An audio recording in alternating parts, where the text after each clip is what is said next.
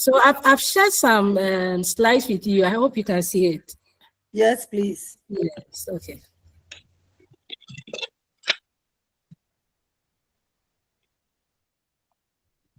So we are looking at Unit 1. What is language? So the outline for this unit is Session 1. We are going to look at the definition of language. Session 2, key properties, characteristics of language. We are also going to look at Session 3, other properties, characteristics of human language. Then Session 4, we'll look at Roman Jacobson's functions of language. Then Session 5, you also look at other functions of language. Then the last session, that is Section 6, you look at the differences between language and speech. So that's what we'll be doing for today. Okay. Okay. So for the objectives of this unit, or this session, one is that we are supposed to compare the various definitions of language put forward by renowned theorists, then identify the main or important ideas of the definition as put forward by renowned theorists. And please, I want to ask, I hope you all have the model for this course. No, please. Yes, please. Yes, madam. Oh, okay, okay. So Yes, madam. Yes, please. okay, so we can be following as I do the lecture. Okay, so with an introduction to languages, what would be the layman's definition of a language? When we say language, everybody understands language, but it's very, very difficult to explain what language is. But we all know that language is a means of communication. It is a means of conveying our thoughts, our ideas, our feelings and emotions to other people. I think without language, we cannot communicate. You have to speak for somebody to understand you. So language is one of the most powerful tools available for humans. It's one of the most powerful tools. Without language, it will be very difficult to communicate. And defining language is very, very difficult, as I said from the beginning. So let me ask, anybody who can explain language for us, any idea? In your own words, what do you understand by language?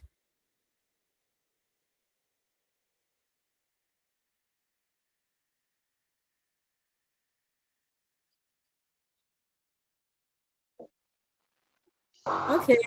Hello, Vida. madam. Yes. Hello, madam. Yes, let's give Vida the floor. Vida, you can talk. After that, then Mr. John will also talk. Okay. Okay. For my definition, language consists of grammar and vocabulary. Okay.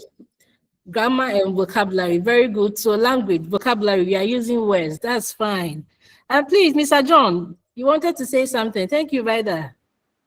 Okay, madam. So for my definition, I would say that language is an ability which helps or which allows human beings to express words. That is what I can say.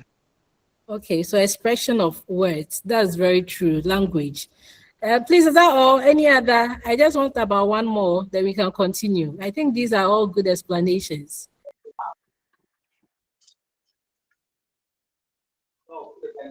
Okay, yeah, I can see Mr. Is it Mr. Amankwa? Language is a complex system. Language can consider as a complex system of communication, spoken or written, verbal or non-verbal. Okay, very good. Wow, that's good. Let's take another one from Sister Mavis.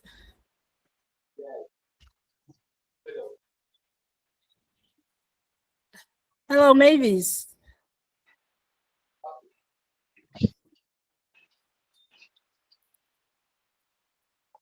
Okay, so if no other hand is up, we can continue. Madam, please, my hands are up. Okay. Esther. Yes. Okay, please, go ahead. Okay, so basically, language is all about communication. and then the expression of your thoughts through words or um like through spoken words, or acting. Okay, thank you very much. That's also good. Millicent, can we hear from you? Yes, madam. Okay, Okay. please, let's hear from you. So, okay. But our sister said like it's a communicative skills which we can do through words or gestures or signs. That is how we express our thoughts, our feelings to others for understanding.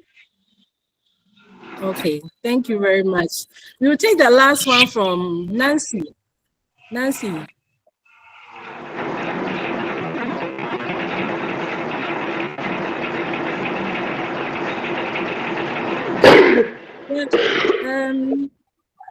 Madam, me too. I Nancy. think language is a way of communicating our thoughts and emotions to others.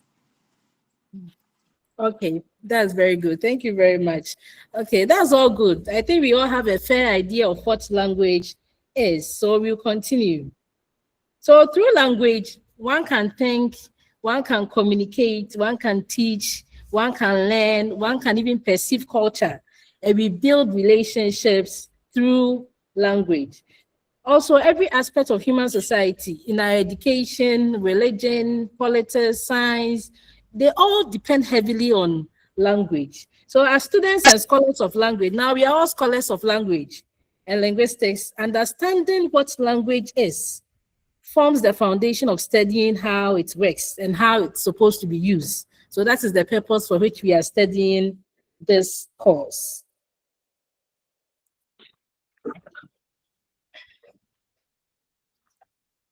Okay, so let's move on to some scholars. We have some scholars who have defined language. So the first one on the screen, we have one scholar called Edward Sapir.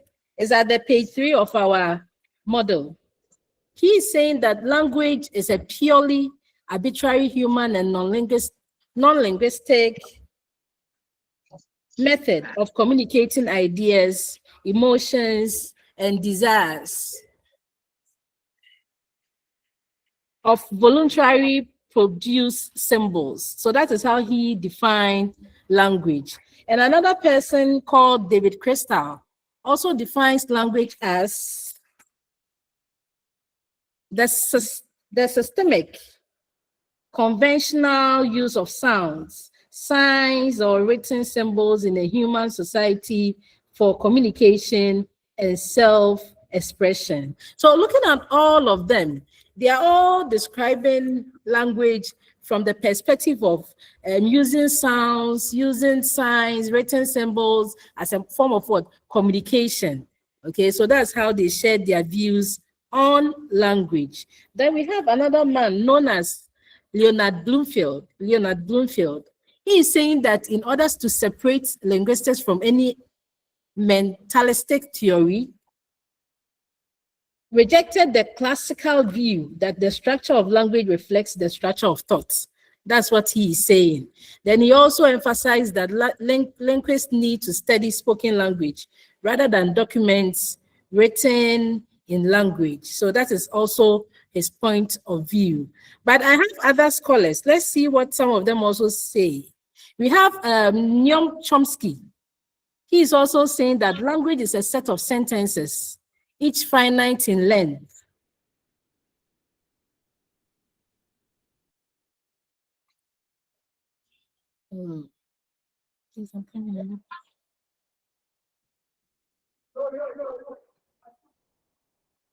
Madam, please, we can't hear you.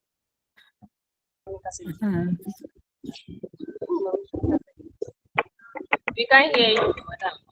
Oh, okay, sorry. I got So Noam Chomsky, he said that language is a set of sentences, each finite in length and constructed out of a finite set of elements. Okay, so that's how he also gave his definition. So this one is not in our model, but it's something extra that we can add. Then we have another man called Ferdinand de Saussure. He's also saying that language is a system of signs that express ideas. Then the last one we'll add is Halliday. He also said that language is a system of meanings accompanied by forms through which meanings can be realized. So these are other definitions about language that we can also look at. So we can continue. We are going to look at some key properties and characteristics of language. Key properties. Okay, please, let's go to the page 5 of the model. After the session 1, they have some self-assessment questions over there. Self-assessment questions. Please, I hope you have seen that. Yes, please. Yes, please. Yes. Okay. So the first question is saying that language is a complex system of, we have communication, speaking, speech, and nonverbal speech. So what do you think the answer will be? Communication. Okay, very good. So it's communication. So we are saying that language is a complex system of communication. Then the second question. Madam, please, I don't have the outline. Sorry. The model. Yes, the model. You can access it online. I believe they'll put it on your page. So maybe it's on the page. Yeah, it's on the page, so you can access it on the page. Please, which of the pages? Which course? Which program are you offering? I'm doing primary education in IT. Okay. Okay. It's on the main page for all it's on of the us. main page for all of you. Yeah. Okay. Yeah, so revisit the page. The page for the Eastern region, right? For all of us. Yeah, the weekend The class weekend. page. It's on here. Yeah. Okay. So please, let's continue then. Then we have question 2. Language is both written and non-verbal. Is it true or false? True. Okay, good. Okay, thank you very much. Then the last question. Language changes over time. Means language changes. It grows. It grows, yes, it grows. Meaning, yes, means that language is not static. It grows from time to time. Okay, yeah. So I don't have this one on the slide, but you can listen to in linguistics. Okay, studying language helps linguists understand. One is how sounds are organized. Okay, when you are talking about language and linguistics, at the end of the day, we want to know how sounds are organized. We term that one as phonetics and phonology. Okay, then secondly, how words are formed. How are the English words formed? That one is also termed as morphology. Then we have the third one, how sentences are structured. How sentences are structured. That one is known as the syntax. Then 4, how meaning is created. What meaning comes out of words? When you study language and linguistics, the meaning that comes out is also termed as semantics and pragmatics. Then the last one is how language interacts with society. How we interact with people through language. That one is known as the social linguistics. So after learning the language and the linguistics, we are supposed to be informed about these things about language. So we can say that language is therefore both a mental and social phenomenon, making it central to the study of what? Linguistics. So that's one thing that we have to put to mind. Okay, please. So we are moving on to session 2 of our model. Session 2 of our model. Session 2. Here we are going to look at the key properties or characteristics of language. What are some of the characteristics of language? Okay, so in this session, we will be looking at the properties and the characteristics of language. Then we'll focus on the discussion and you understand the concept very, very well. So here we are going to talk about 6 main properties of language. 6 main properties of language. The first one, as you see on the slide, is what we call displacement. displacement. Okay, so when we talk about displacement, we are talking about the ability to talk about things not present in the immediate time, not present in the immediate time or place or space. So what it means is that when it comes to language, we can talk about the things that will happen in the future. We can talk about the things that happened yesterday. So for instance, if I ask you right now, what food did you eat yesterday? What food did you eat yesterday? I want one person to give me an answer. What food did you eat yesterday? Thank you. Kenke, fried. Oh, you see. So you see that language will be able to help you to express yourself. Talk about what happened yesterday. And the same language can help you to talk about what will happen maybe during Christmas, maybe 2026, December Christmas, I want to visit Dubai. So language is something that talks about not only the present, but it talks about the past, the future, even imaginary things. Okay, in your dreams, what you see in your dream, what you see about, people talk about heaven. It's language that we use to speak about heaven. Historical things that have passed. It's all about language. So this is one property of language, that is displacement. That is the ability to talk about things not present in the immediate time or place. Please, I hope that is understandable. Displacement. Yes. Yes. So we are going on to the second. Thank you very much. We are going on to the second property. The second property is what we call arbitrariness. Arbitrariness. So this is one property of language. One property of language, arbitrariness. So here we are seeing that there is no natural or direct link between a word and its meaning. There is no natural or direct link between a word and its meaning. What we are saying here is that, for instance, if we have, okay, I put some example there. Let me use the example I put on the slide. Dog. Okay, we know the dog, the animal dog. In English, we call it dog. Okay, in some Ghanaian Englishes, the Akan people will say kramai or kramai. The Ewe people will say what? Okra in the yes. Then what about the Ewe? Anybody who is an Ewe? How do you say dog in Ewe? Okay. Avu. Okay. Yeah. Okay, that's very good. And do we have a Ga person? How do we say dog in Ga? Be. Okay, very good. So you realize that there is no natural or direct link. Each ethnic group has a certain pronunciation for a particular thing. So you realize that dog, it has different names when it comes to different places or different cultures. So words mean what they mean because people in the community agree on them. Yeah. Yes.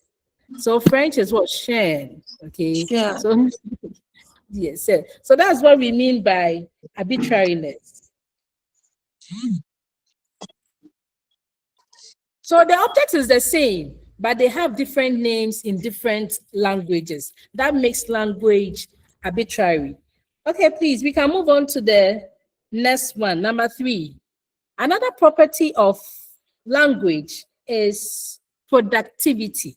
Productivity. When we talk about productivity, we are talking about the fact that we can create something. In language, we're able to create. In language, we're able to produce. In language, we're able to innovate. That is the nature, the beauty of language. It's production. So if you have a word like ness, we can say happiness, creation of words. If you have kind, you can have unkind, unkindness, creation of words. So that is productivity. It shows language is flexible and not made to fix expressions only. Okay, and productivity in linguistics refers to the ability of language users to create and understand infinite number of sentences, including those that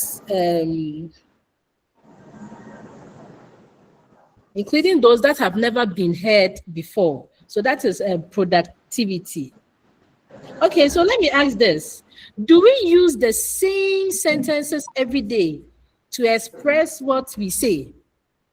Do we use the same sentences every day to express what we say in any situation? Is that No, No, please, no. no, please. No. It's not possible. It's not possible. Yeah. So it means that in communicating with a friend, you will say this, but after 30 minutes, you will say the same thing, probably using different expression. So that is how creativity in language use is. So language has that element of productivity. Are we okay with this one too? Yes. Yes, please. Let's move on to the fourth property. The fourth one is what we know as the cultural transmission. Cultural transmission. So language has the property of cultural transmission. So one thing we have to know about language is that language is not innate.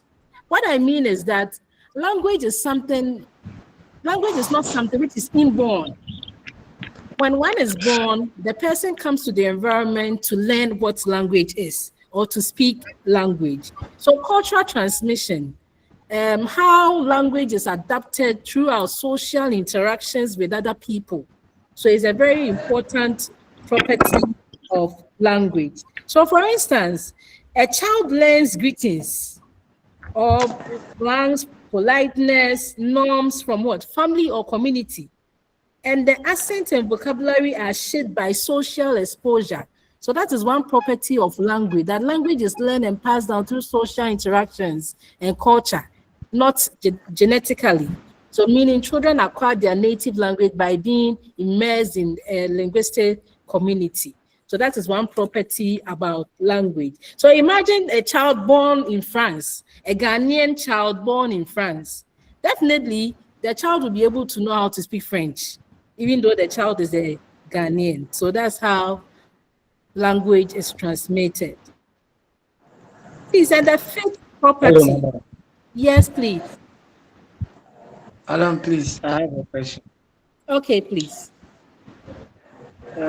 Madam, so before a child learns any language, before they come to the level of intellectual capacity where they're able to understand the words in their community, I want to ask, so before that, in what language actually are they learning that particular language? Okay, so what I can say about this one is that before a child starts actually learning a language, we know that children use, at that tender age or the baby state, they use crying, they use actions to communicate with their mothers, their parents. So when after they are born into the system, it's a matter of hearing. They hear the mother pronouncing things, saying names, children are around saying things. So the child acquires the language that way. It's not that the child will be put there and especially taught how to say things, but it naturally comes from the environment. So at the beginning is the crying, the cooing, the physical expressions that baby use to communicate, since they are not able to speak. Yeah, somebody wants to come in. Yes. Okay. I think this type of language comes unconsciously. Yes, it comes unconsciously. Yes, and at times you even wonder how the child was able to pick up the language. Yes. I don't know, those of us who have babies in the house, whilst they are growing at the age of 1, 2, 3, the child will be saying certain things. You even be marveled as to how the child was able to learn that. But they pick these things from the environment. When they start going to school, people speak in the house, they pick it, actions, the TV that they are watching. So that's how language is learned and transmitted. Yes, please. And please, Donatus, please, is your hand up?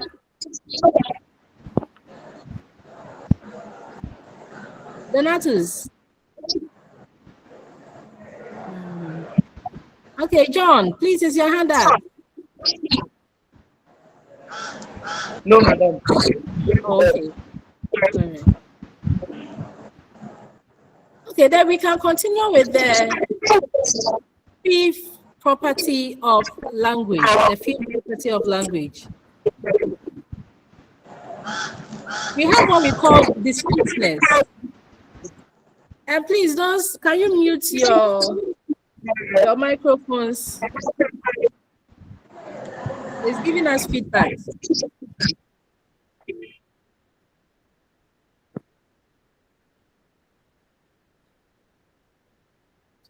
Okay, thank you very much.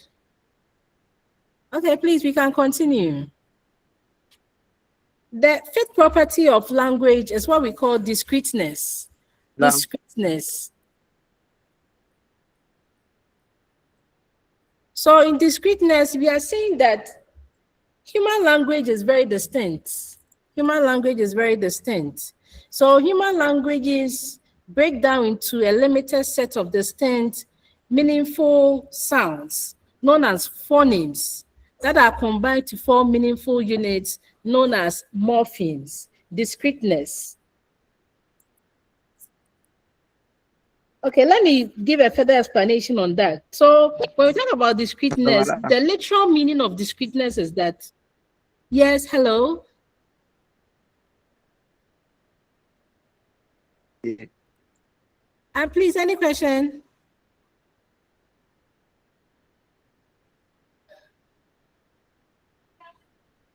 Okay, please, let's continue. So the literal meaning for discreteness, it means to separate, to distinct or not attached to others. So something is independent on its own.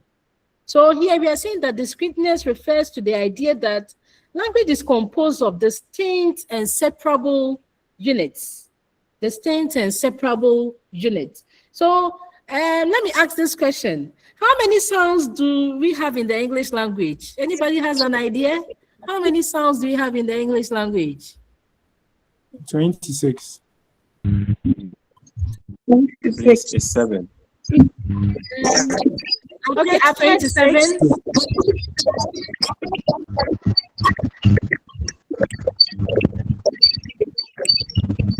Any other? Please, is 7. 26. 26, 7. We have 7. 42. 27.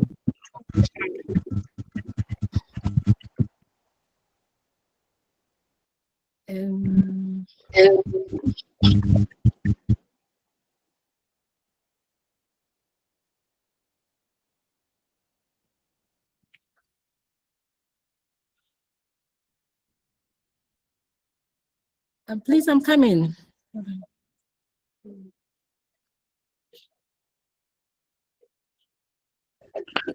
44.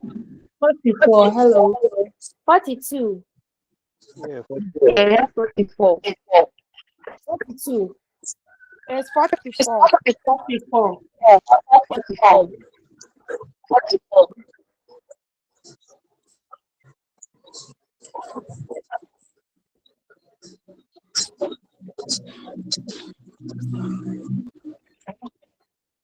Okay, hello, please. Sorry for the. Yes, I'm back. Okay, I had 7. I had 26. I had 44. 44. Okay. 44. Okay. All right. So let me come in here. Okay. So those who said the 44, did you just Google or what? Okay. So those who are saying 26, we rather have 26 alphabets. Okay. So when it comes to English language, we have 44 sounds. We have 44 sounds. So we have 20 of them being the vowel sounds. We are not going into details now. I think that is at the unit 5 and the unit 6. Then we have 24 consonant sounds. So with the vowel sounds, we have the monotones, the diphthongs, and the triphthones. Then we come to the consonant sounds where we have the fricatives, the affricates, the literal, and those, the rhotic, and the others. Okay, so we have 44 sounds in general. So what the point that I'm trying to make is that all these sounds are distinct from each other. All these sounds are distinct from each other. So when you produce a sound like B, that is B, it's distinct from P, that is P. So that's what we mean by the discreteness. So if I have a word like bin, B-I-N, bin, then I have another word like pin, P-I-N. So you see the two words, bin, B-I-N, pin, P-I-N. Here, the distinct is between the B and the P. The B and the P. That makes language discrete. One stands out from the other. That's why we are saying that human languages break down into limited set of distinct, meaningless sounds. So the meaningless sound is the phonemes. The sounds itself, B, P, D, T, P, are combined to form meaningful units. So when these meaningless sounds come together, they form a meaningful unit, which is known as morphemes. So that is the discreteness of the language that we are talking about. So when we have words like the cat sat on the mat, on their own, they are distinct from each other. But when put together, they become meaningful. For instance, the cat sat on the mat. But when we take them as individual words, they are distinct from each other. Please, I hope that is understood. Yes, please. Yes, please. Okay, please. Then let's move on to the last property of language. So the last one that we want to talk about is duality. Duality. That's the last one for the session 2. So here, when we talk about duality, it's the state of combining two different things. The state of combining two different things, meaning language operates on two different levels. Language operates on two different levels. So this one is a little closer to the discreteness of what? The language. So we have the primary level, that is the phonemes. Then we have the secondary level, that is the morphemes. So we have example there on ness, happy, then we have on happiness. So language operates on two levels, sounds, morpheme combined to form a meaningful unit. So this is the last property of language. That is the last property of language. So sounds are limited, but there are infinite combinations that the sounds can go into. So that's the example that I've given there. So the first one, the discreteness, means that each sound is distinct from each other. Then when it comes to the duality, language is operating on two levels. The primary level, that is the phonemes, the sounds. Then the secondary level, that is the morphemes. So the morphemes come together to form a word. Then the phonemes also put together forms a word and make language meaningful. So that is that for the property of duality. So duality means the state of combining two different things. The state of combining two different things. Okay, so let's look at the questions, the self-assessment questions under the section 2. Self-assessment questions in your model, page 9. In your model, page 9. So the first question is, when language is being used for socializing, then the Dutch property of language is being enhanced. When language is being used for socializing, then the Dutch property of language is being enhanced. So the correct answer is what? Cultural transmission. That's very good. Then please let's move on to the second question. The property of language where humans communicate through out time and space is known as displacement. Very good. Displacement. Then the last one, distinguishing every human sound from the other sounds is the Dutch property of language. Which property? Discreteness. Very good. Discreteness. Okay. Yes. Thank you very much. It means that you are following me gradually. You will get there. Thank you very much. Now let's move on to the session three. Session 3. So session 3 is talking about the other properties, characteristics of human language. Please, can we mute ourselves so that you can hear me well? Okay, so we are looking at other properties and characteristics of human language. So here,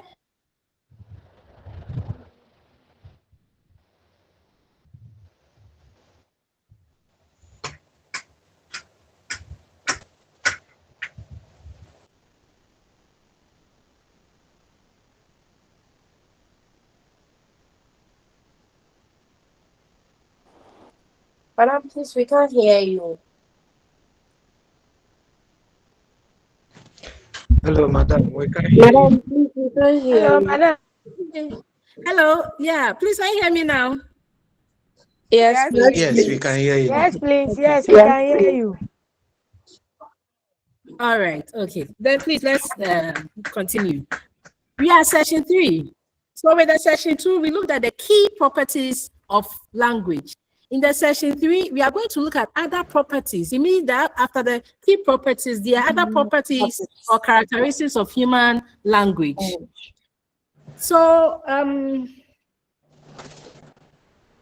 we are saying that human language is transferable, meaning one can communicate either by speech or writing. So language has both the written and the spoken channels. So speech uses sounds, while written language uses the graphemes and all the other ones. So in addition, we are going to look at these properties. The first one we are going to talk about is the prevarication.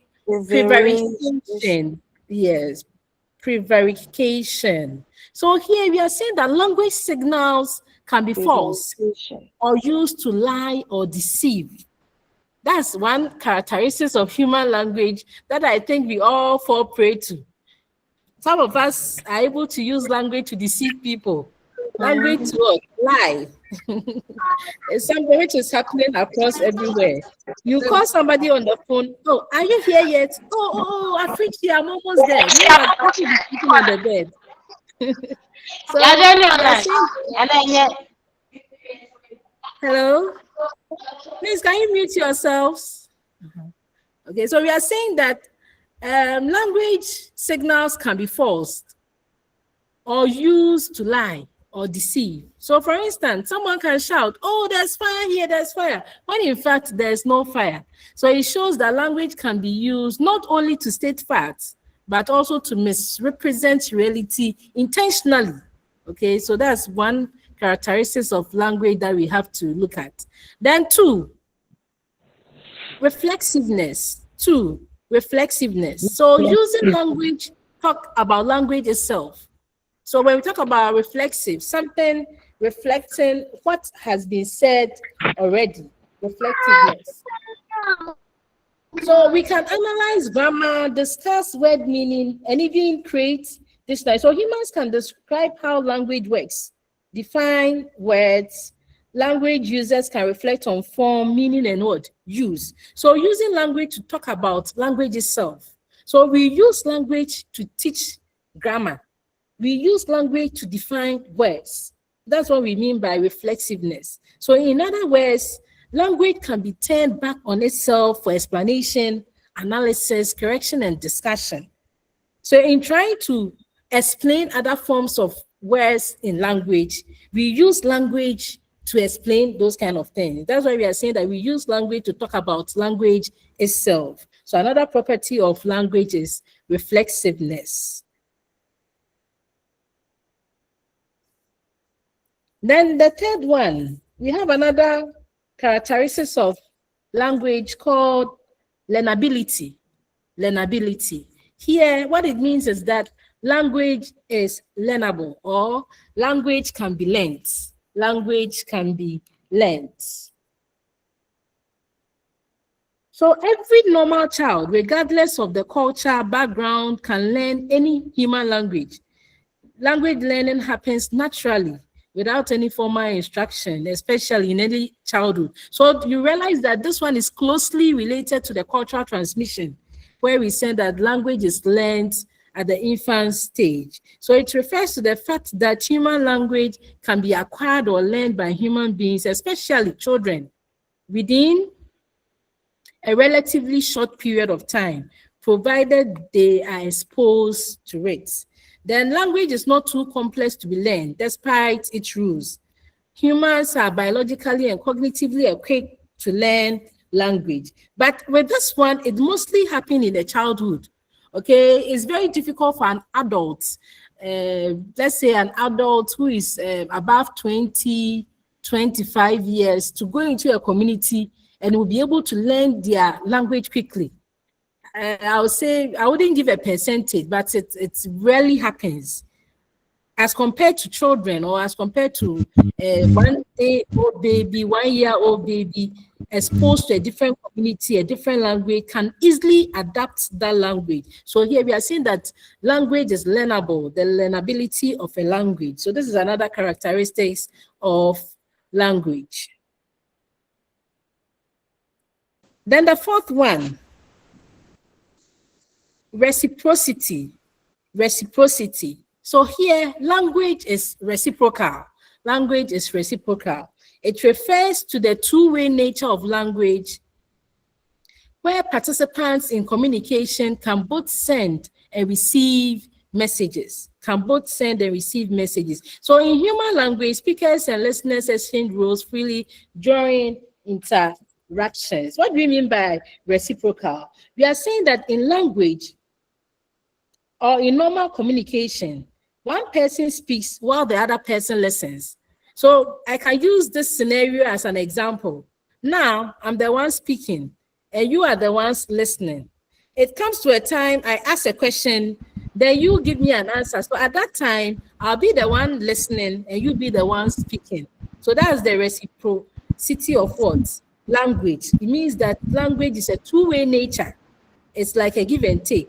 You speak, I listen, one also speak and the other person listens. So that is what we mean by language is reciprocal. And it also allows for dialogue, discussion, debate, and others. So that is another property or characteristics of language.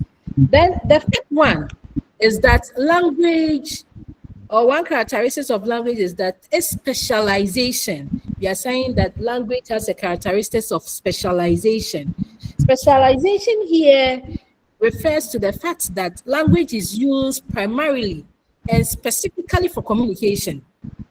I don't know if there's another use for language, but language is specifically used for communication rather than serving other biological or physical functions.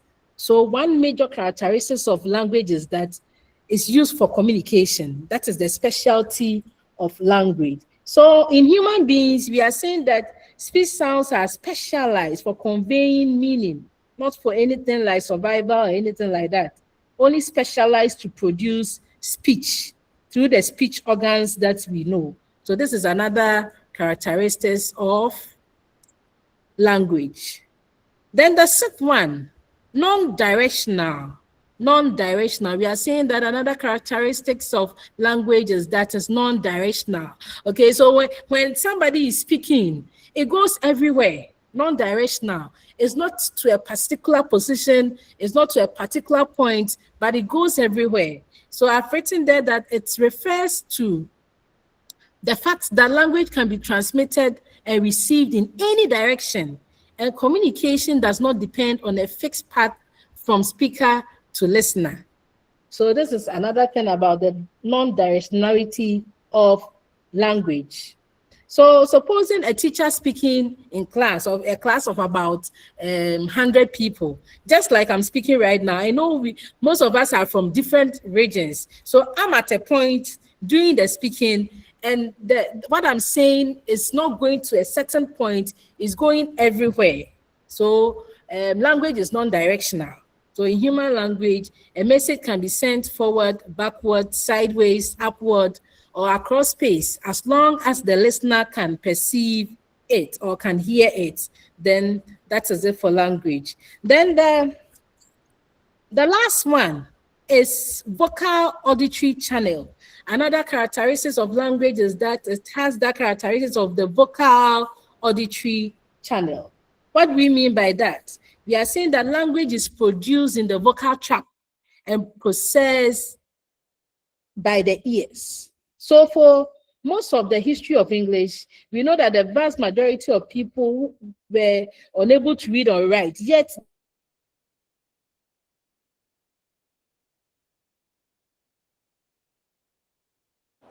Madam, please, we can't hear you. hello, please, am I back? Yes, please. So we are talking about the vocal auditory channel. Language is produced in the vocal tract and processed by the ears. Madam, please. So I'm giving an instance.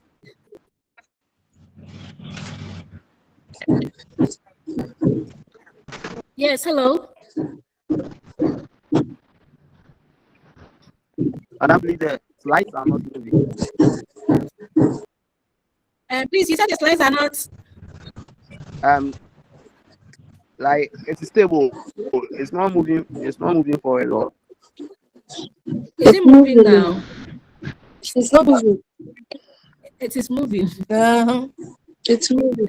So please, okay. So please, those slides are just it's just an aid. With our course, our model is very important. So it's just parts of our model that I've captured and with a little explanation. So as you are following through the models, I'm following through the subheadings, that we see in the models. Please, I hope we see the subheadings in the models. Yes, please. So the slides is just a little explanation. Yes, it's just a little explanation I'm adding to what we have in our books. Okay, it's what I'm adding to. Yeah. So we are on the last part. That is the page 12 of the model, where we have the vocal auditory channel. The vocal auditory channel. Okay, here we are saying that most of communication is made via vocal tract and is perceived by ears. So language is produced in the vocal tract and processed by the ears. So for most, I'm giving an instance, for most of the history of English, the vast majority of people were unable to read and write, and yet they were still communicating perfectly well. So it means that one characteristic of language is that you don't need to be able to read or write before you can say something. Okay, it's something that is produced in our vocal tract and is processed through by the ears. So the moment you speak, somebody will hear you. So language is primary as a spoken phenomenon, So that is what we mean by the vocal auditory channel. We can also say that it refers to the fact that human language is primarily produced through the vocal organs and received through the ears. So language is spoken, vocal, and heard. That is the auditory. So it being spoken is the vocal part, and it's being heard is the auditory. So that is another characteristics of language. Okay, so before we go to the session 4, there are some self-assessment questions on the page 13 of the model. We can quickly go through that. So the first one, both humans and animals share reciprocity as a property of language. Is it true or false? It's true. It's true. True, yes. We didn't mention animal parts, but the fact that it's those who have pets in the house, you can make some gestures to your dog, and the dog can make some gestures back, meaning communication as well taking place. So it's very, very yes. Question 2. Human language is medium transferable, means one can communicate either by dash or by dash. The answer is Speech or by writing. Okay, so speech or by writing. Very good. Then the last question, number 3. The ability to make sentences knowing that they are false is known as Reflex. Verification. Pre-verification. Yes. Pre-verification. Yes. Pre-verification. So it's B. It's D. Pre-verification. Pre-verification. Pre-verification. Pre-verification. Yeah. So that's the ability to make sentences knowing their false. Is pre-verification. So that's the answer for the third one. Okay. Please, is there session 3, or we can move on to session 4? Madam, question. Okay, please. When it comes to learnability, how many languages can a child learn at a go? Okay, this one, for a child, it can be as many as the child can learn. Because from what I know is that there are some children who are born into, let's say, maybe an account family. So probably they understand how to speak P. Then they start going to school, they understand how to speak English. Then in school, they are learning French. They understand how to speak French. Then probably at that tender age, the parents might take that person to live in a different community, let's say maybe in the Volta region. At that tender age, 2 years, 3 years, the child can easily adapt the Ewe language. If the parents are still speaking the Chi with the child in the house, the child continues to understand the Chi. Once in the child gets to speak and understand Ewe. When time goes on with childhood age, then the child is being sent abroad, maybe probably to Germany. We realize that the child can also pick the German language. So for children, picking up different languages is very possible, but as to how many, we cannot tell.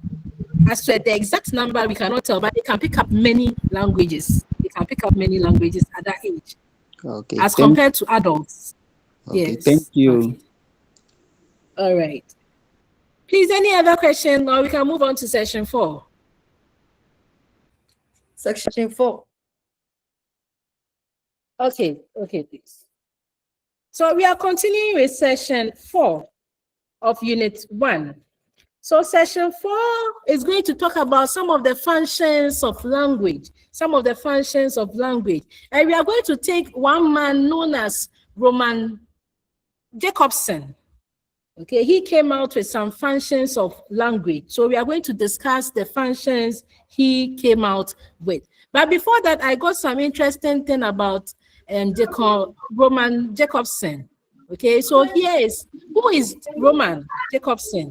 So we are saying that Roman Jacobson was a linguist who studied the structure of language and was particularly interested in the difficulties that appear in many languages. So he's a linguist who was interested in studying languages, just like we are interested in studying languages. So he was one of the pioneers in structural linguistics, which is the theory that language is a structured system of interrelated formal units. Structural linguistics analyzes how units such as word structure, sentence syntax, and phonetics relate to each other. So this is the man that we are looking at. We know that he's a linguistic person, he's interested in studying language, and he came out with some functions of language, which we are going to talk about. Okay, so please, on the page 16 of our model, he started discussing the factors of communications and the functions of communication. So with the factors of communication in our model, we can see that there's should I say a box which has rows and columns. Please, I hope you all can see that. Yes, in our model. Yes, madam, we can see it. Please. Yes, so we have the target factor and the function number. We have the target factor, the source factor, and the function. So with the target factor, we have the context, the addressor, the addressee, the contact, the code, and the message. So the source factor, all giving us the message, then the function. So context, message, referential, addressor, message, emotive, addressee, message, conative, contact, message, phatic, code, message, metalingual. Then the last one, message, poetic. Okay, so I've given an explanation of the target factor. At least you should have a fair idea of who these people are or what is supposed to mean, so that in explaining the function, you understand it pretty well. So the first one, the target factor we are looking at is the addresser. So who is the addresser in terms of communication? So this is the person who delivers a message to a specific audience, the one mostly doing the speaking. Then the next one is the addressee. The addressee is the audience that receives the message. The audience that receives the message must consist of at least one person, but can include many people. So those who are listening, doing the listening, they are listening to the speaker. Then we have the context. The context forms the setting or the reason for the message that will be communicated. That is the context. Okay, so let's look at the other three. The contacts, that's the number 4, the contacts. Okay, so in looking at the contacts, there needs to be a relational channel and connection between the addresser and the addressee. So this connection keeps the line of communication open.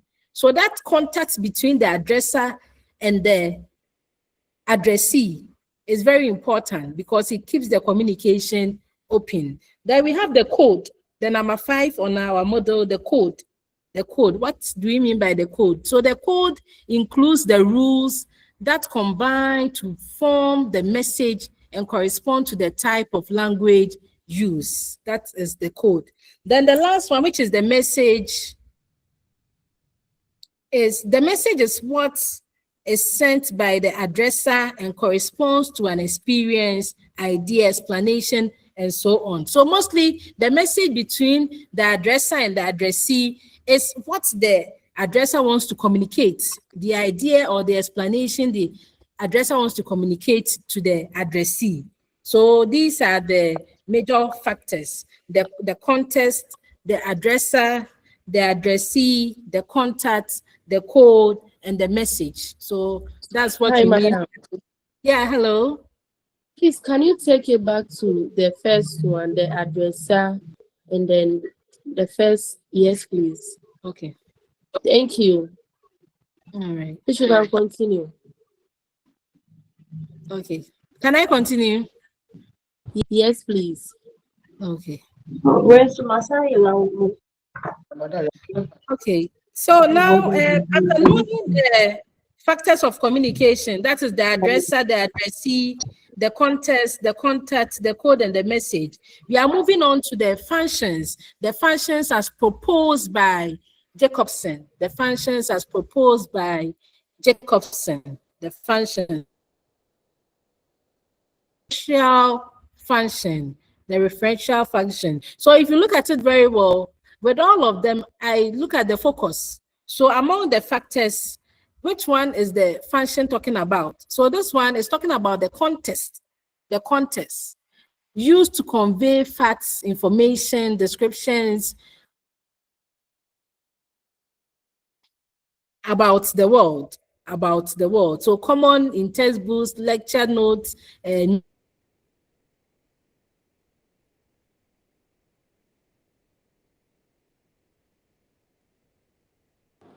news reports and scientific. So and describes. Madam. Yes, please. Please, your line is breaking, so we didn't hear your last sentence well. So can you please?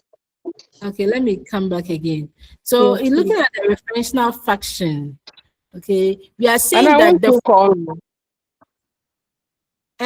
okay, let me see. Okay, is it Donatus? Hello? No, it's peace. Okay, please, you can talk. Madam, please, you are moving too fast. Okay. Okay, thanks for drawing my attention to that. Then let me slow down. All right, thank you very much. Okay, so please, if anything, you draw my attention. Okay, thank you for drawing my attention to that. Okay, madam. All right.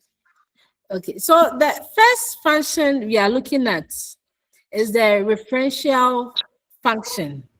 That's why at the beginning we first discussed the factors, the target factors. We talked about the context, the addresser, the addressee, the contact, the code, and the message. So in looking at these functions, we are going to relate it to these factors. So when it comes to the referential function, the focus is on the context, the information that the language is bringing out. So we are saying that used to convey facts, information, or descriptions about the world. Common in textbooks, lectures, notes, news reports, and scientific stuff like that. So I'll draw your attention to the model, the page 16. It says that this function corresponds to the factor of context and describes a situation, object, or mental state. Okay, so the descriptive statements of referential functions. So when it comes to the referential functions, we are talking about the descriptive statements that are made, the context, the facts that we can talk about, the information that we talk about. So this is one function of language that Jacobson is describing, that language can refer us to certain facts that were made. For example, with the one I have on the slide, the first one, water boils at 100 degrees Celsius. You realize that this is a fact, referential, and it's referring us back. This is something we already know. Then the second example, Accra is the capital of Ghana, conveying facts, information, descriptions. So when it comes to language, even without Jacobson in the picture, we know that language is something that can refer us back to something. It can make descriptive statements. But that's the example that I've given you, descriptive statement. Water boils at what? 100 degrees Celsius. So this is one function of language that we have to take note of. They are used to convey facts, information, or descriptions about the world view. Okay, so please, we are moving on to the next one. Please, I hope it's okay now. My pace is okay now. Yes, please. Yes. So let's move on to the second one. Hello. Hello.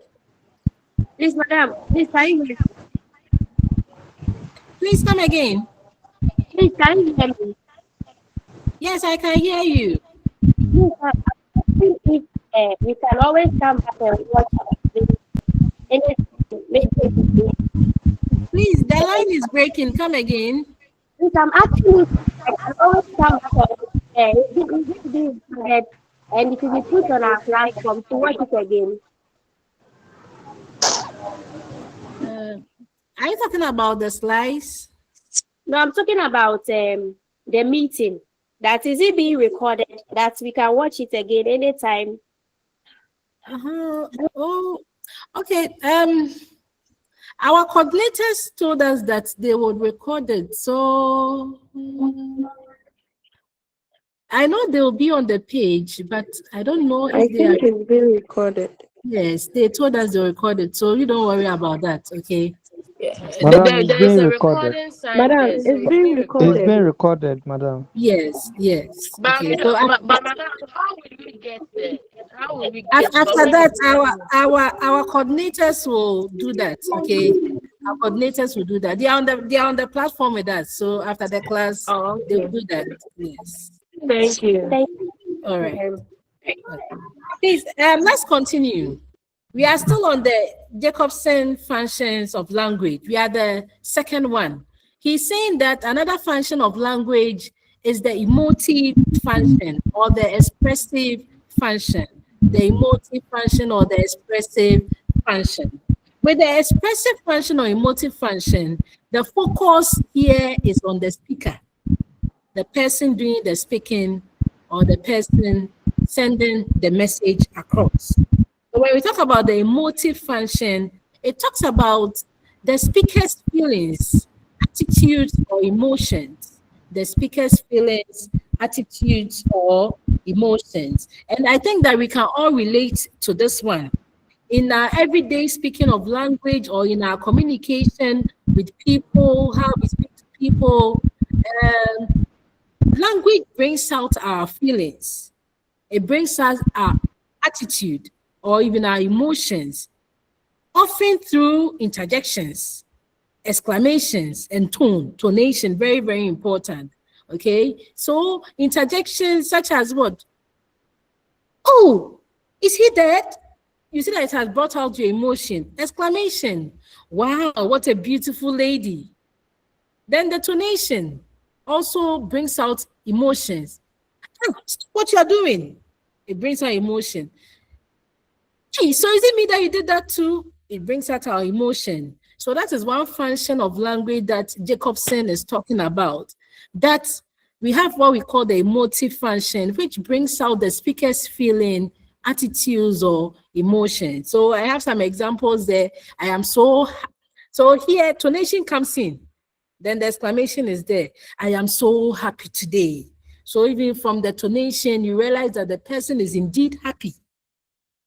Then the second example, oh no, that's terrible. Meaning that maybe probably something serious is happening. Okay, so this is one function that Jacobson also talked about, the emotive function. Okay, please, we are moving on to the third function. He calls this one the phonetic function. He calls this one the phonetic function. So with the cognitive function, the focus is on the listener. The focus is on the listener or the receiver of the message. Here, it aims to influence, command, request, and persuade the listener. Very, very important. I believe that we are all in line with this thing because we use language day in and day out. The cognitive function. What we just did was the emotive. That is from the point of the speaker. Now we are looking at the cognitive. The focus is on the listener.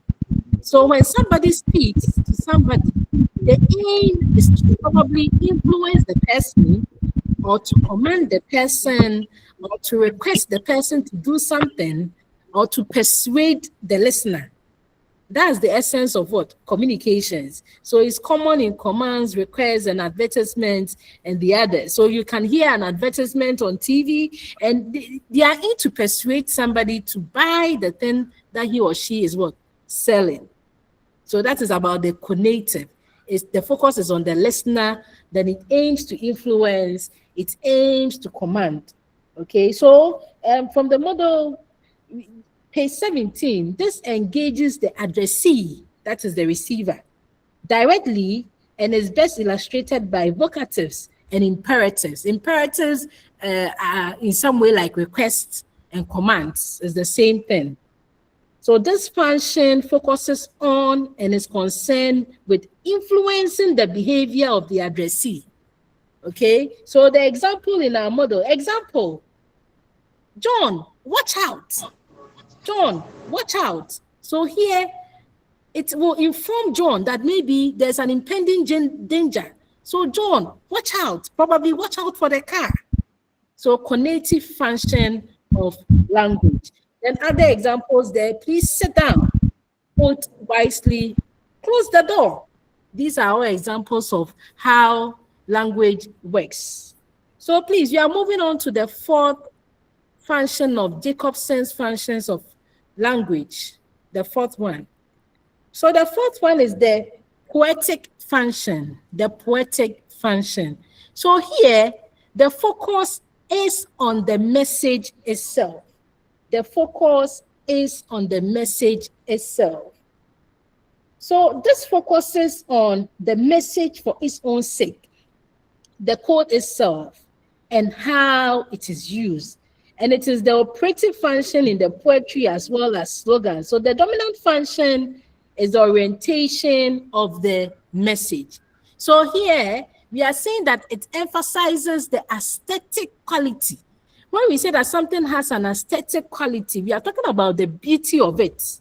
The beauty of it. It has an aesthetic value. It has a beauty. So poetic function of language is that language has this form of beauty or beautification quality in it when it is used. And we can mostly see that in poetry. I know most of us have seen some poetries or have heard some poetries in the, even with these Shakespearean books, okay? The way they use language makes it so beautiful. And some time ago, I read this book, As You Like It, by William Shakespeare. Okay, there was one part in the book where he was writing something like, all the world's a stage, and all the men and women merely players. They have their exits and their entrances. So you realize that language has a form of beauty. So Jacobson is saying that one function of language is the poetic function. Okay, it's emphasizing on the aesthetic quality, the structure, and the style of the language. So when it comes to these, those who write books, the authors, okay, they have their style of writing. Some people will choose the ordinary English, the everyday English that people understand. Some people will choose the Elizabethan kind of English. Some people will choose the Shakespearean kind of English. It is their style of writing, their style of language to please people.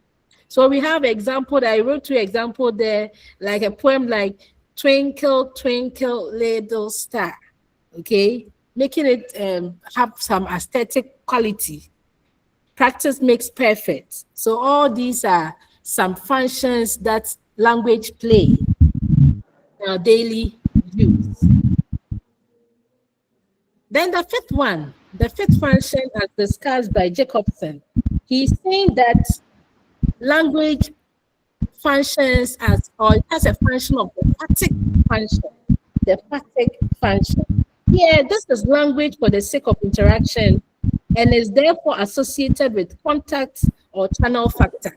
Okay, so here, the focus is channel or contact. The focus is channel or contact.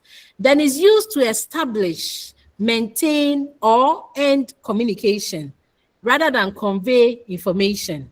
And it ensures that communication channel is open.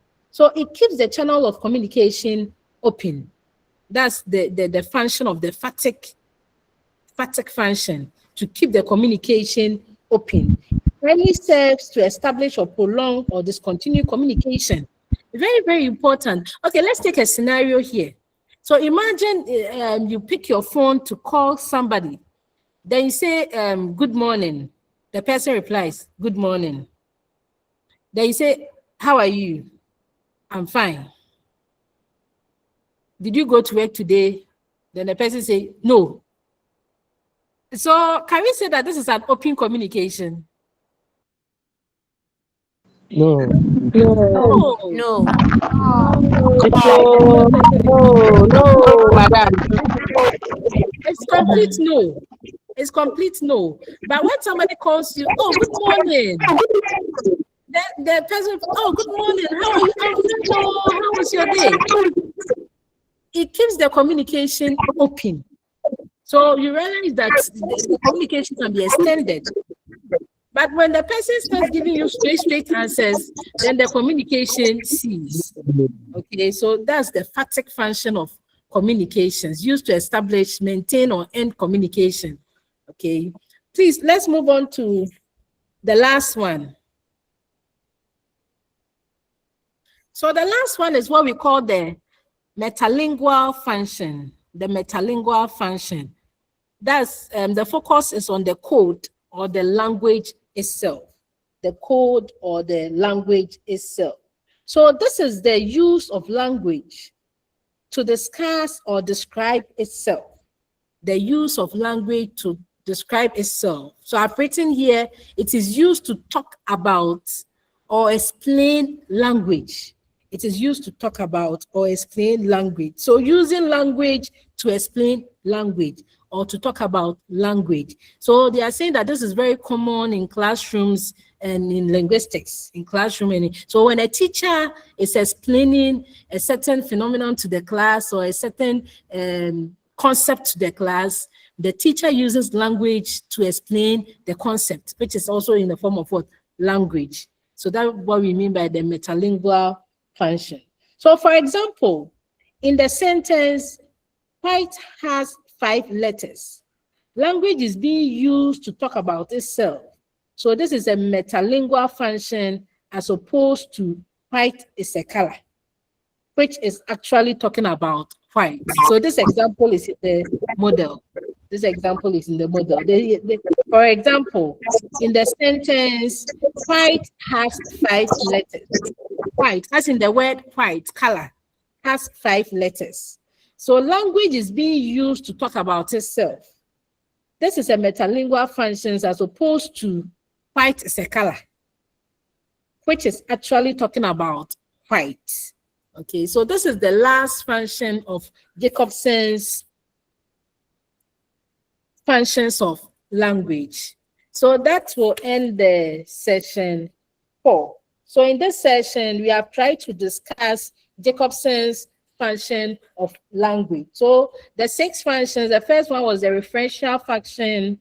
Then we talked about the emotive function. We also talked about the cognitive function, the poetic function, the phatic function. Then the last one, the metalingual function.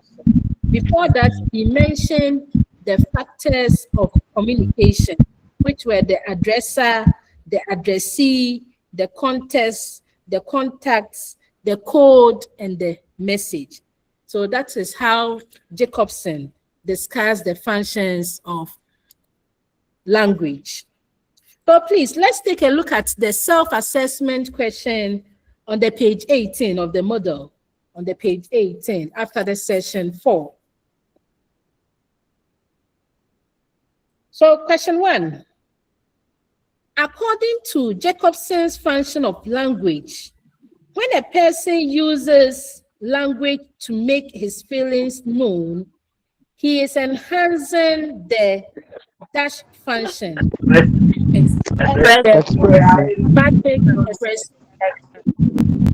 Expressive.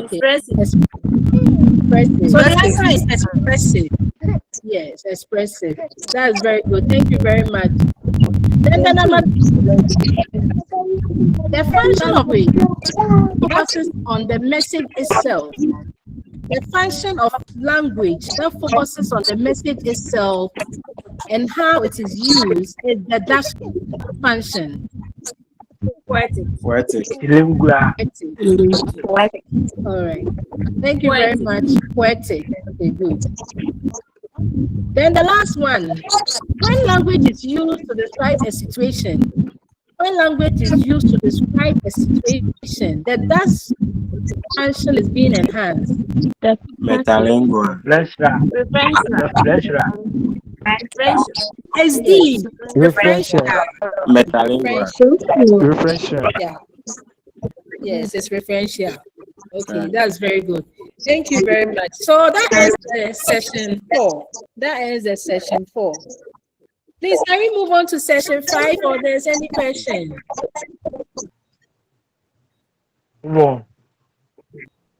Okay.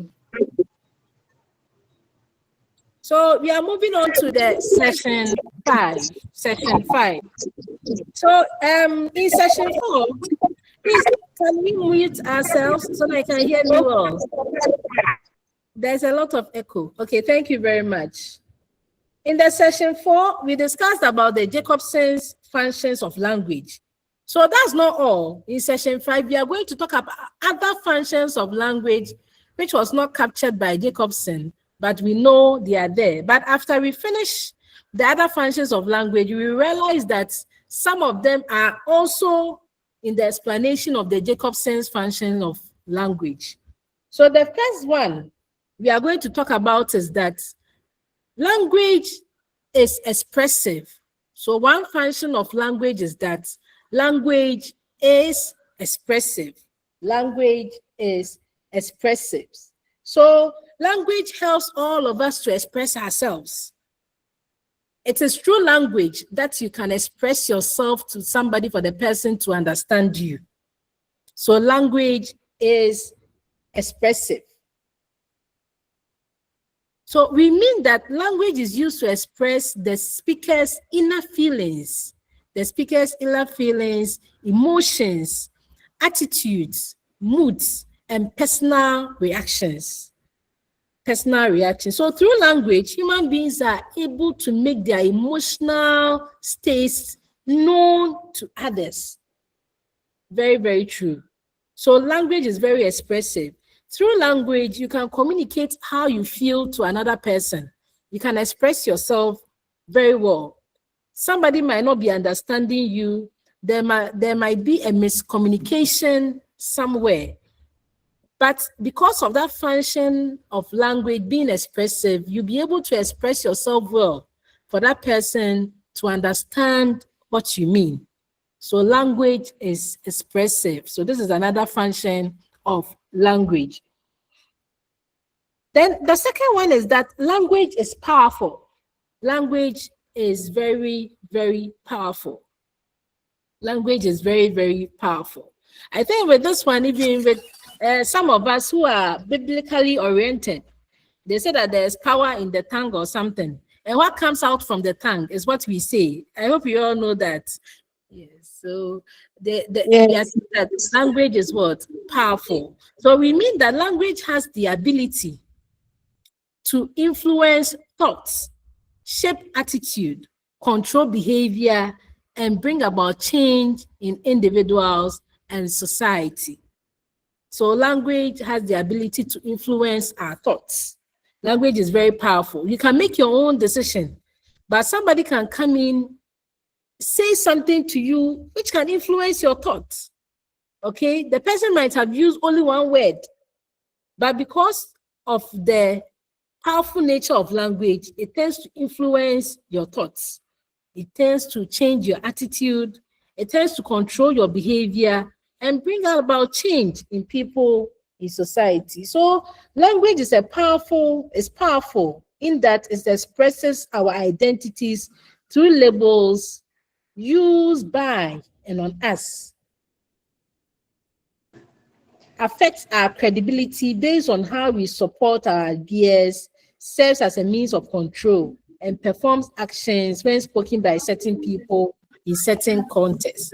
So that is how it has been captured in our model. Okay, so language is not just a tool for communication. It is a force that can persuade, motivate, unite, and even divide people. That makes language very powerful. Okay. We are Okay, moving on. Madam. Yes, please. Please, I want to ask a question. Okay. You see, sometimes in your thoughts, you know exactly what you want to say, but sometimes you find it difficult, or even sometimes you don't even get any words to actually express your thought to the understanding of whoever that is listening. What causes that, madam, please? Okay, so please, the question is not to me alone, it's to all of us. It's when you are overwhelmed. Okay. I think sometimes too, stage fright plays a part. So. And then sometimes when you don't know the exact vocabs to use for how you feel. How you feel. Okay. Any other opinion? And then sometimes when you are shy, the words will not come. Okay. Maybe when you are anger. Okay. When anger sets in, the words will not be able to come out. So in such a situation, how best can you communicate? In such a situation, how best can you communicate? Maybe through acting. Through acting. Acting.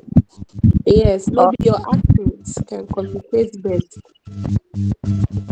Wow. Like the way someone said, maybe you are angry about a situation, so you don't know Okay. how to say it in words, Madam, but your action will definitely make the person know how you feel. Okay. Yes.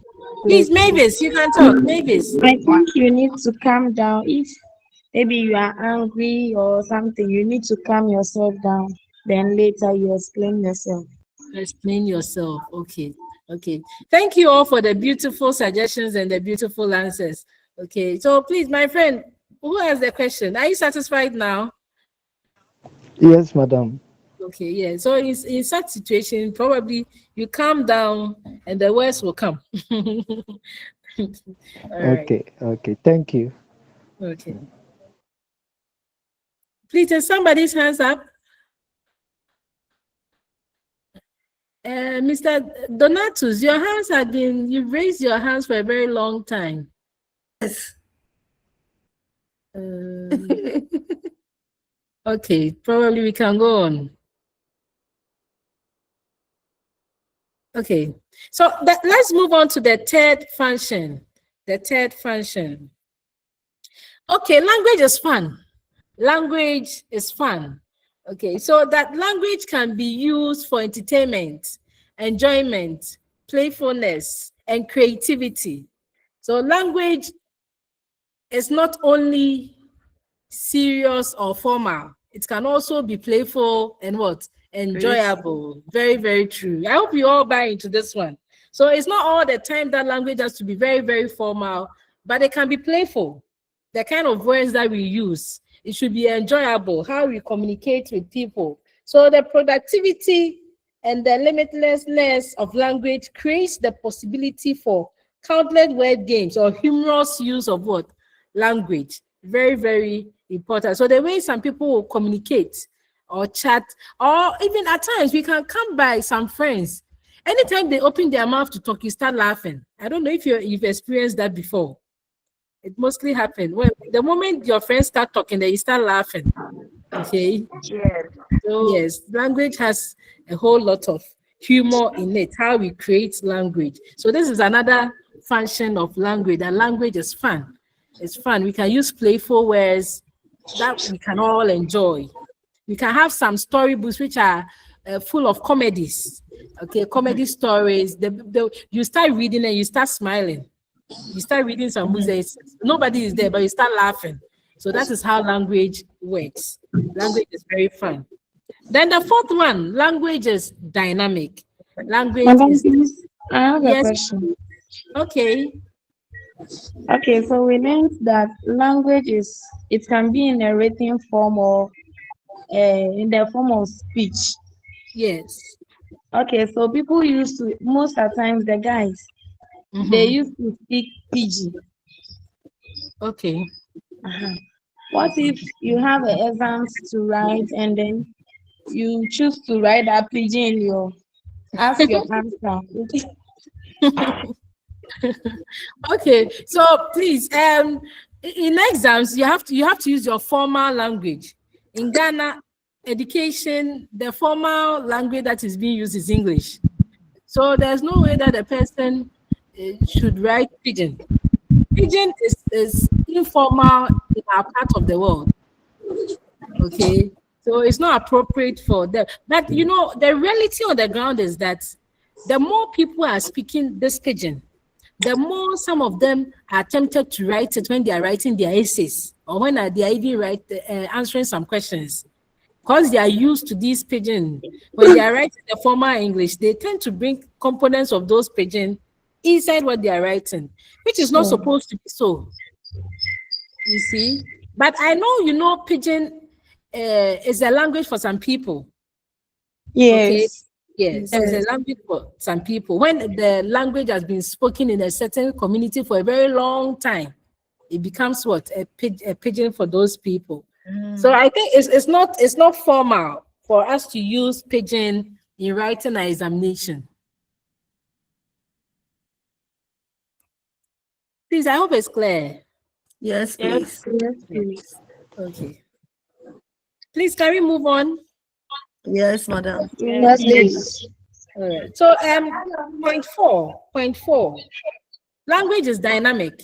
Language is dynamic. So language is not fixed or static. It changes and develops over time to meet the needs of its users. So this is one thing that we all know, that language is not static. Language is not an absolute. Language grows. Language changes. Okay, language evolves over time, meaning it's always changing.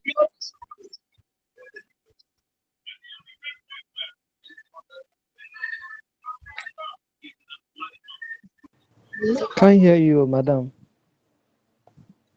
Hello, madam. Yes, I we can't can hear hear you. you. Okay, Can you please, be am I back? complaining? Yeah. Hello. Madam, please, we didn't hear what you said earlier. Okay, so we are talking about language is dynamic. Okay, so let me continue from there. So we are saying that language is dynamic in the sense that language is not fixed. Please, can you hear me? Yes. Yes, We we are can hear you. what is that? Okay, so language is not fixed or static. It changes over time. It changes and develops over time to meet the needs of its users. So we are seeing that languages evolve. And please, someone, can you mute? Okay. So meaning that language changes through the addition of new words, old words with meaning, and creation of slangs. So day in and day out, we get new words coming into the system. Okay, there was once some time ago, before I think was it the Queen of England, before she died or something like that, and this word stadium. We know that the plural for stadium was stadia. Okay, but I think in one of her statements she used stadiums. She added the S. Then just after some time, we realized that stadiums has been added to the dictionary. That now the plural for stadium is not only stadia, but you can also say stadiums. So you see how language is not static, it's dynamic, it evolves over time. So that is another function of language. That language evolves as society, culture, technology, and human interaction change. Language can also change. So that is another function of language. Okay. Hello, madam. Yes, please. Please, I have a question. Okay, please, go ahead. From the beginning, you said that the purpose of language is basically for communication. Yes. So during communication, the goal is for the person listening to understand what the speaker is saying. Same. But here lies the case in our, especially like going to school or attending school. I think there is a lot of emphasis on you trying to speak in a particular way, in a particular manner. But meanwhile, language is just communication. So whichever way you can use to let your listen, yes, let your listener understand you, you can just go ahead and do that. But here lies the case, we are made to speak our thoughts in a certain way. In a certain way, like, is it pronunciation or change of ideas? Not in pronunciation per se, but like there is some kind of structure put around, for instance, the English language. You are supposed to speak it in a way that, I should say, maybe it's formal. Wow. Yeah. Yes. Yeah. And one thing that you have to know is that, English is not our language. And learning somebody's language, we have to go by the rules of that language. So one thing that we have to know is that language is governed by rules. If it's a specific language that you are speaking, is also governed by rules. So as much as when you say it in a different way, the person listening to you can understand, it's more appropriate to go by the rules of that language. Okay. Okay. So when I'm saying that the teacher beat the boy, okay, for my listener to understand, so that my listener knows the teacher beat the boy. Yes. Then I count again to say the boy beats the teacher. You said there are two different meanings here. Yes. Yeah, so mostly it's appropriate to go formal. The rules that govern the language should go by that, so that your listener will understand. Yes, but when it comes to our local language, you can take it up from any direction, and the person listening to you can also what? Understand. Okay. Okay. Thank you. All right. Madam, the please, I have a question. Okay, please. Yeah. Please, can you also say language is flexible? Very flexible. Yes. Yes, language is very. I think in one of the points I stated that the language is. Yeah, I think in one of the explanations. Yes. The You language is said. flexible. Yes, Okay. language is flexible. Okay, because of the fact that it can be changed or there's more creation of words, we can say that language is flexible. Yeah. Okay. Thank you. All right. So the last one is that language is relational. So language is used to create, maintain, strengthen, and regulate relationships between people. So language connects individuals and bind members of the society together. Okay, so language is relational, meaning we can strengthen bonds through relationship, through our language that we use. Okay, so in our model, it states that language is relational and can be used to bring people together through a shared reality. But can separate people through unsupportive and divisive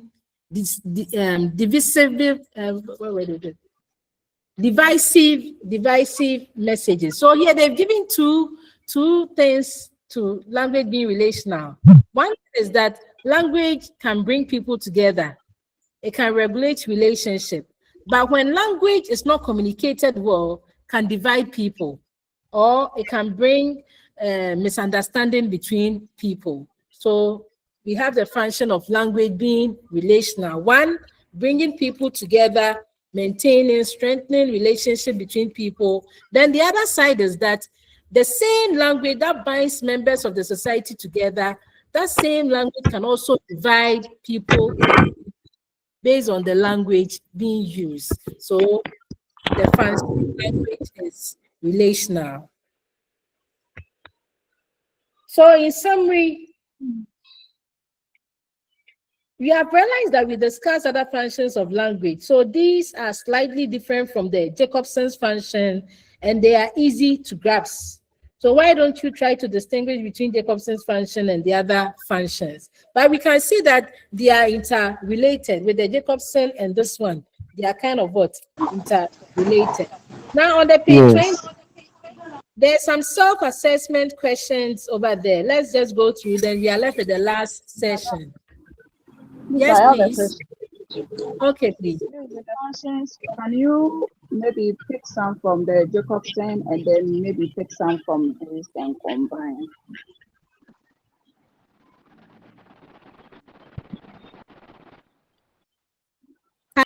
Please, I was asking that with the functions, okay, maybe during exams or quiz, can you pick some from Jacobson functions and then you pick some from this one and then combine? Okay, so if the question is not emphatic, okay, if the question does not ask you about the Jacobson and the question is in general, you can pick from each side. But if the question is emphatic, that talk about the functions of Jacobson, then it means that you have to go with the functions of Jacobson.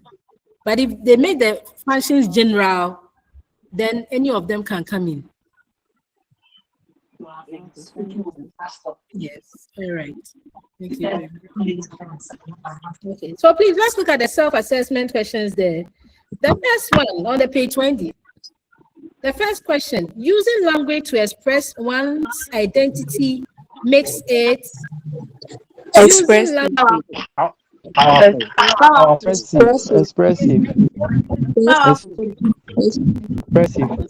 Expressive.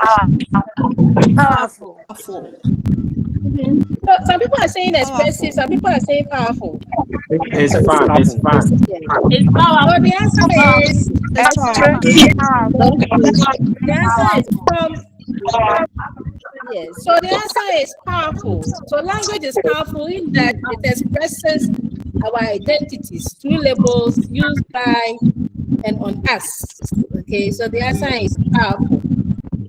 Then number 2, when language is used to bring people together, we say language is Relational. relational. Thank you very much. Then number 3, when language is used to control, we say language is Powerful. Yes, it's powerful. Yes, that's very good. Okay, thank you very much. It means that there's some understanding. Okay, let's move on to the last session for this unit. Which is going to discuss the differences between language and speech. The differences between language and speech. So this one,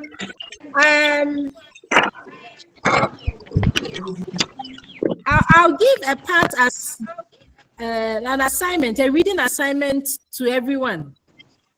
That next weekend when we meet, I'm going to ask differences between language and speech. So I want each and every one of us to find out some of the differences between language and speech. So when we start our lesson next week, I'm going to solicit whatever you read. So you tell me some of the things that you came across about the differences between language and speech. It's very interesting, language and speech. You know, language is meant to be spoken and it's meant to be written, right?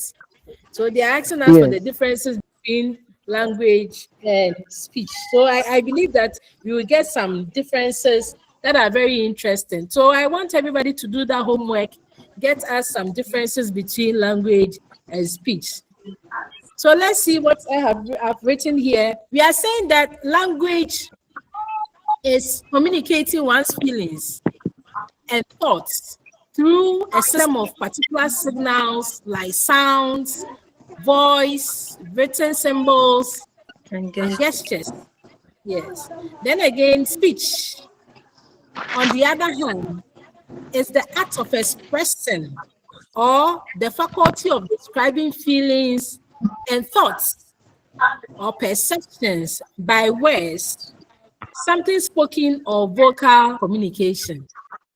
Okay, so language is communicating one's feelings through signs, through sounds, through voice, written symbols, and gestures. Then speech is the art of expressing. So that art of expressing or describing that feelings is the speech. But you see that in the explanation of the language, we have voice there. Is there a difference between voice and speech? Yes, there is a difference, madam. Okay, what's the difference? Can we talk about the difference? Is voice different from speech? Please, because voice involves the tonation of how someone speaks, and a speech is an expression to an audience. Thank you. Audience. Okay, that's very good. Okay, so it means that language and speech are on different levels. There are certain differences between the two. Okay, so languages can be written, right? Can speech be written? Yes, please. Speech can also be written. And at the Yes. same time, it can also be said what? Orally. Orally. I hope we agree with that. Yes. Yes. Mhm. Then when it comes to language, we can make up new words, can't we? We can make up new words. And in speech, can we also make up new words? Yeah. Yes. Yes, we can also make up new words in speech. Okay, that's very good. All right. And languages expresses idea. Languages expresses an idea communicated in the message. Language expresses an idea communicated in a message. What about speech? What about speech?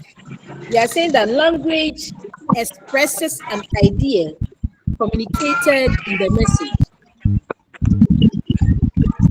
What about the speech? Madam, to me, a speech also focuses on the information given out. And please come again, the speech focuses the messaging that is being carried out to an audience. Okay, that is being carried out to an audience. Very good. That's right. Please, somebody else was saying something.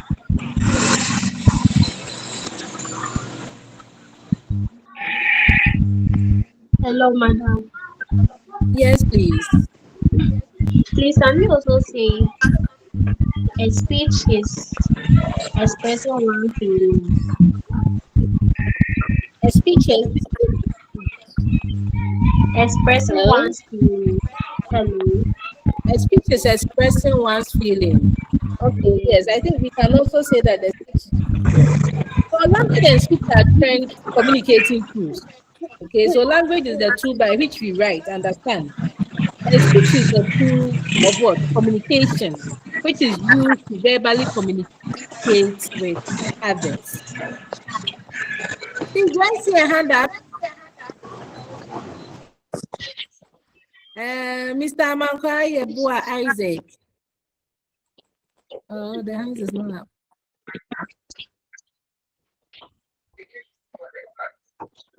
Okay, so for your assignment, please work on it for me. We want more differences between language and speech. Now, what we have to put in the back of our mind is that we are saying that the language and speech are two different communicating tools.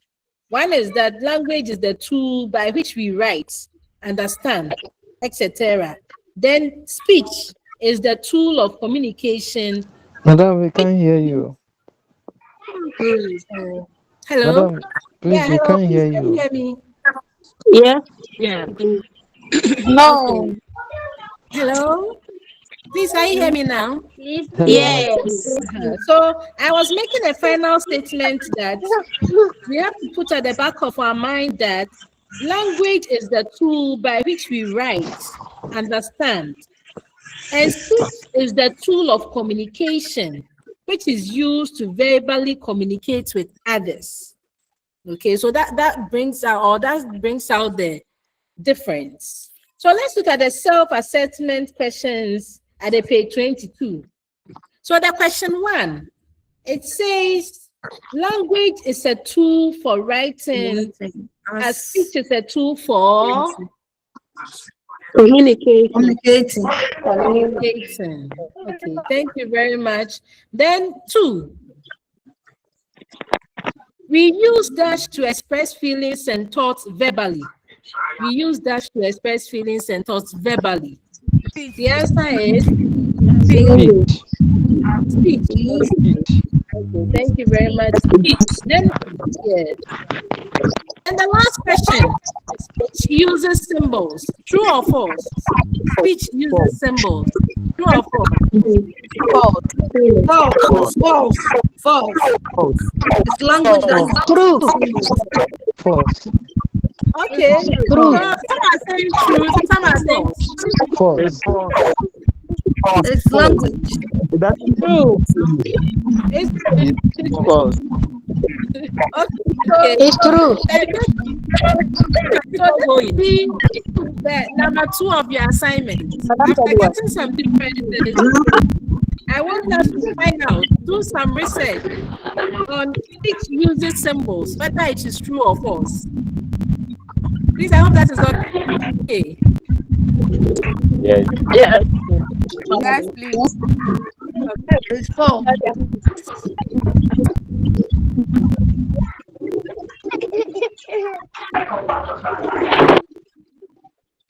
Okay, that's fine. So please, it's almost getting to 4:30. Before we end the class, please, any question?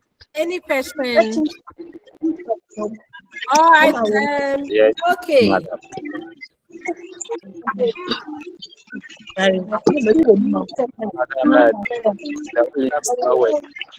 How can we re-access it? Madam. Hello. Yes, please. Madam. Please, I want to ask one question. Okay. As you were saying the speech, it uses symbol. I wanted to explain that part.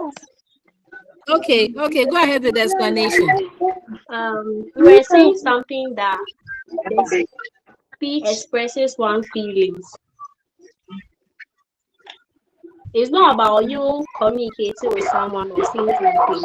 You can be doing some artwork. Let's say when you go somewhere and someone has done a painting on a wall, like a mother carrying a baby crying. Madam. Please, can other people mute themselves so that we can hear her clearly? Please. Okay, please go ahead. Madam, please, should I repeat myself all over again? Please, can we hear her? Yes, you should go on. Continue. We can hear you. Continue. Hello. Yes, continue. Hello, Continue. As you were saying Please that go on. the speech, okay. As you were saying that the speech, it's sorry. Please, I'll come back to the question. Please hold on. Okay. Please, any contribution or question from anyone? Yes, madam. Okay, please go ahead. Yeah, so with what my sister was saying, I think I have a little idea. So with a woman on a wall carrying a child, I think it's speaking. The picture on the wall is speaking symbolically. So so in essence, it means speech also uses symbols. Thank you. Yes. Okay. Thank you. Okay. So people have decided that this assignment, they'll answer it now. Okay. That's a good, yeah, that's a good, that's why even it can even stand out for a debate. Speech uses symbols. Are you for or against the motion? Okay, that's very true. Okay. All right. Yeah. Thank you very much. Hello. Thank you. Yes, too. please. Madam, when are we meeting face to face? Please, this lecture is going to be solely online for now. Okay. Yes, for now it's online. So any other thing will come from our coordinators. Okay. All right. Madam. Hello, madam. Yes, please. So I don't know, but some of us decide to go to school because we have centers at where we are working. And then all of a sudden they took the center from our place. All the way to and something. I think it's the whole country. It's not only your center. It's the whole country. Madam. Coordinated The whole country. and talk about that issue for us. Okay, so you do well. We do well to communicate to our coordinators. Madam. Yes, please. Madam. Please, the WhatsApp link to your class is not working. Yes. How can we react? Yes, that's the same problem I was facing. So I will notify the coordinators right after the class. can be functional, then we can join. Hello, madam. So please, after the class, getting to the evening, let's try again. I'll notify them right after the class. That link they gave us is not working, so that we can all join that platform. Yes, please. Please, one of our brothers is complaining about the station, the center. Some of us, we are actually from let me say a village or something like that. There's no network functioning active there like that. Before I'll be able to join this class, I have to travel far away, then come network other stuff. So it's the same as we still coming to our center for class, and it's really stressful. Okay. Please noted. Yeah. Madam. Yes, please. Who is talking? Please, it's Daniela. Okay, please, Daniela, go ahead. So, madam, please, how are we going to get the recorded tape? Like, yeah, just like I said before, the recording is being done by our coordinators, so they will do the distribution. Okay, thank you. Okay, please. Once again, please, the class specific to your class. Okay. Always around this. Yes, please. The class is Saturdays, 2:30 or 2:30.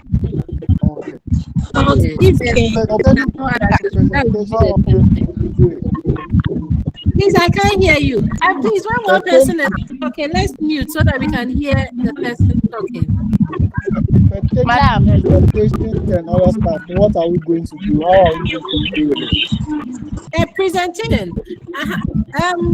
We'll come to that. It will be done online, so you don't worry. All the modalities will be given to you. Okay. Okay. Yes, all the modalities. This is the first weekend for the class. So after this lecture, during the next lecture, all modalities will be spelled out clearly. Okay, so that you know what we are doing. Yes. Okay. Okay. Hello.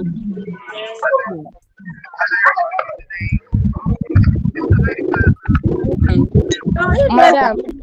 Yes, please. Hello, how madam. will we be grouped? Who's talking?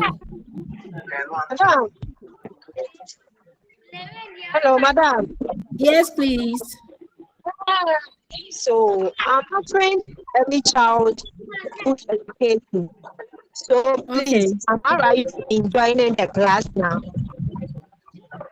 Yes, early childhood. Yes, you are part of the class. Madam. Yes. Hello. Madam. Yes, please. Please, on our calendar, there was presentation. Yes. So how will we know our group members, or how will we be grouped? When the WhatsApp platform becomes is activated, we are going to discuss all that. Probably we will look at where each and everyone is coming from and how the closeness of people together is going to be done online. So we will spell out the modalities, okay? Okay, thank you. Madam. Yes, Madam. Madam. Yes, please. Please, we have another. I can't tell, but I am done with my class for now. So unless you take your table. So that the link can be early. Because some of us we joined when you were at the session 3, and it's very bad. Oh, okay. When we are able to join the WhatsApp platform, our address will be okay for you. So please, thank you for your time. We are ending the lecture now. Thank you too. Please, Thank you, madam. Thank you. what's up there? Please check the messages. Please, the WhatsApp has been put there, Thank so you, check the madam. message. All right. Please, the WhatsApp link has been put on up here, so check it and you can join. Okay, madam. Okay. All right. Thank you so much, madam. Thanks so much. You're welcome. See you next.